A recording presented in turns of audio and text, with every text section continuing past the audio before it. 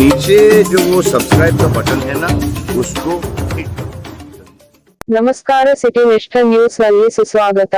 ಇಂದು ಸುವರ್ಣಸೌಧದಲ್ಲಿ ಕಾರ್ಮಿಕರ ಮೇಲೆ ನಡೆಯುವ ಅನ್ಯಾಯದ ಬಗ್ಗೆ ಧಾರವಾಡ ಗ್ರಾಮೀಣ ಶಾಸಕರಾದಂತ ಶ್ರೀ ವಿನಯ್ ಕುಲಕರ್ಣಿ ಅವರು ಧ್ವನಿ ಎತ್ತಿದರು. ಕಾರ್ಮಿಕರಿಗೆ ಆದಂತ ಅನ್ಯಾಯಕ್ಕೆ ಶ್ರೀ ವಿನಯ್ ಕುಲಕರ್ಣಿ ಅವರು ನ್ಯಾಯ ಕೊಡಿಸಲು ತುಂಬಾ ಪ್ರಯತ್ನ ಪಡುತ್ತಿದ್ದಾರೆ ಎಂದು ವಿಷಯ ಕಂಡು ಬಂದಿದೆ. ಮುಂದಿನ ವಿಷಯದಲ್ಲಿ ಮತ್ತೆ ಭೇಟಿ ಆಗೋಣ. ಧನ್ಯವಾದಗಳು.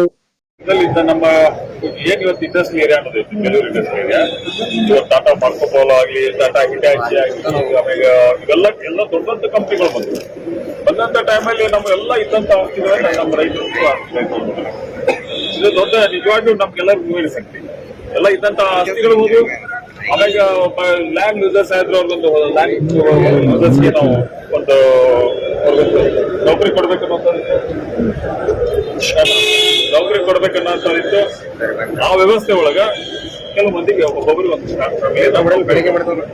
ಆದ್ರೆ ನಿಜವಾಗಿ ಬಿಹೇವ್ಸಿದ್ದಂಗೆ ನಾವು ಬಿಹೇವ್ಗಳಾಗ್ಯಾವ. ಇವತ್ತು ಅಸೆಂಬ್ಲಿಯಲ್ಲಿ ಅದ ಕ್ವಶನ್ ರೈಸ್ ಮಾಡ್ತಾ ಇದ್ದೀನಿ.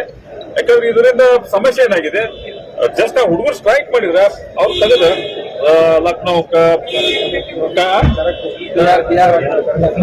ಬಿಹಾರಕ್ಕ ಅದೆಲ್ಲ 400 ಮಂದಿಗೆ ಟ್ರಾನ್ಸ್ಫರ್ ಮಾಡೋದಂತ ನೋಡಿದಾಗ ನಿಜವಾಗಿ ನೋವಿನ ಸಂಖ್ಯೆ ನಮ್ಗೆಲ್ಲರಿಗೂ.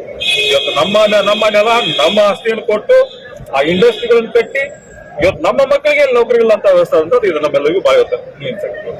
ಇದು ಒಳ್ಳೆಯದು. ಎರಡನೇದು ಇವತ್ತು